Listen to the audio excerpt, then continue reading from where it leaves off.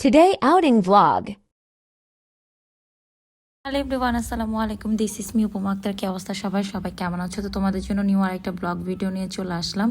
So অনেকেই বলো আপু তুমি ব্লগ কেন দাও না? তোমরা তো সবাই জানো আমি অনেক বেশি অলস, তার জন্য কোনো ব্লগ করা হয় না বা কোনো ভিডিও ক্লিপ নেওয়া হয় না। সো আজকে সকাল সকাল সুন্দর করে রেডি হয়ে বের হয়ে গেলাম কাজিনের বাসায় যাওয়ার উদ্দেশ্যে। সো আজকে বেরিবাদ দিয়ে যাচ্ছি কারণ রাস্তায় প্রচণ্ড জ্যাম। আর অনেক দিন ধরে আমার কাজিন বলছিল ওর বাসায় যাওয়ার জন্য, ওই একটু সিক না, তোমরা তো সবাই জানো আমি অনেক বেশি ব্যস্ত থাকি। আজকে কোনো মতো ম্যানেজ করে দেন কাজিনের বাসায় গেলাম। তো ওর বাসায় যাওয়ার আগে ওর বাসার সামনে একটা দোকান ছিল, মিষ্টি দোকান, ওইখান থেকে ওর বাসার জন্য কিছু টুকটাক নাস্তা নিলাম। দেন ওর বেবির জন্য চিপস টিপস এগুলো নিলাম, কারণ বেবিরা তো জানো আই থিঙ্ক এগুলো অনেক বেশি পছন্দ করে। তো আমরা প্রত্যেকটা কাজিনে আমার সাথে অনেক বেশি রাগ করে থাকে, কারণ তাদের বাসায় এখন আর আমার যাওয়া হয় না। অনেকবার বলে যাওয়ার জন্য, বাট কোনো মতেই হয় না। সো ওর বাসায় চলে আসলাম, এসে দেখতেছি যে ওর বাসায় একটু মেসি হয়ে আছে। ওর বেবি মাত্র স্কুল থেকে আসলো। তোমরা তো সবাই জানো স্কুল থেকে আসলে বা বাসায় বেবি থাকলে একটু মেসি করে রাখে।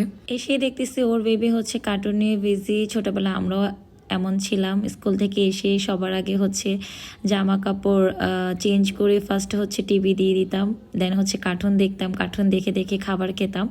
যদিও বা আমি এখনও এমনই, আমি অনেক বেশি কার্টুন লাভার, আমি এখনও বেশি কার্টুন দেখি, কার্টুন দেখে দেখে এখনও খাবার খাই।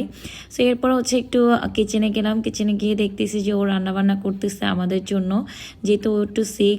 দেন ও একা হাতে আসলে করা একটু ঝামেলা। তারপর আমার খালামণি থাকার কারণে ওকে একটু হেল্প করে দিয়েছে, নাহলে একটু ঝামেলা হতো। দেন সকালে হেল্পিং হ্যান্ড এসে ওকে কাজ টাজগুলো একটু এগিয়ে দিয়েছে।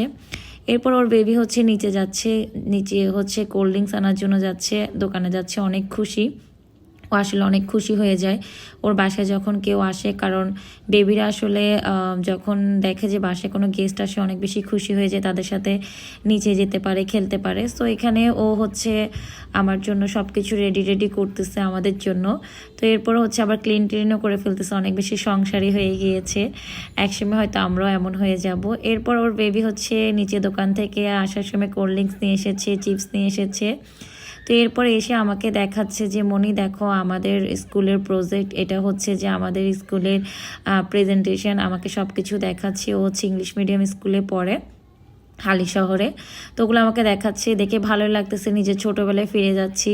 আমরাও একটা সময় এভাবে সব কিছু করতাম, বাট এখন আর এগুলো হয় না। তো ওদেরকে দেখে আসলে আমাদেরও অনেক বেশি ভালো লাগে। সো প্রত্যেকটা প্রেজেন্টেশন খুব সুন্দর ছিল, অনেক সুন্দর কিছু লেখা ছিল। দেন ছবি দিয়ে প্রেজেন্টেশনগুলা করা হয়েছে। তো এরপর এই যে লাঞ্চটা সার্ভ করে দিল, এখানেও অনেক কিছু রান্না করেছে মাশাল্লাহ। তো আমরা এখন খাওয়া দাওয়া করব। আর রান্নাগুলো মাশাআল্লাহ অনেক বেশি মজা হয়েছিল। আমি গিয়েছি অনেক লেট করে, প্রায় একটা করে গিয়েছিলাম। এরপর খাওয়া দাওয়া করে আমি একটু রেস্ট নিচ্ছিলাম, শুয়েছিলাম। তারপর বিকাল টাইমে আমি ওর বিল্ডিংয়ের সেকেন্ড ফ্লোরে আমার একটা পরিচিত বড় আপু আছে, তো ওনার বাসায় আসলাম। তো ওনার যে একটা বিজনেস আছে কাপড়ের, লিজা বুটিক হাউস। উনি কিন্তু আপনার শুটকিরও বিজনেস করে, অনেক বড় একটা উদ্যোক্তা একটা গ্রুপে আপুর সাথে আমার মিট হয়েছে, ওখানেই পরিচয়। তো পরিচয় হয়ে অনেক ভালো লাগলো। তো ফার্স্ট টাইম আপুর বাসায় আসলাম। সো আপু আমাকে হালকা পাতলা স্ন্যাক্স দিল, যেহেতু লাঞ্চ করে কিছুক্ষণ পরেই গিয়েছিলাম। আমি বলেছি যে আপু কিচ্ছু করতে হবে না, জাস্ট আমি তোমার সাথে মিট করতে আসছি, তোমাকে দেখার জন্য আসলাম। সো এটা আপুর অ্যাওয়ার্ড। আপু কিছুদিন আগে ঢাকায় একটা প্রোগ্রামে উদ্যোক্তা হিসাবে অ্যাওয়ার্ডটা পেয়েছি। এরপর আমি আবার কাজিনের বাসায় চলে আসলাম। তো আমার কাজিন পান্তুয়া পিঠা বানিয়েছিল, ও শিখ, তারপরে যতটুকু পেরেছে আলহামদুলিল্লাহ করেছে। সো এটাই ছিল আজকের আমার ব্লগটা। কেমন লেগেছে অবশ্যই কমেন্ট করে জানাবা। Thanks for watching.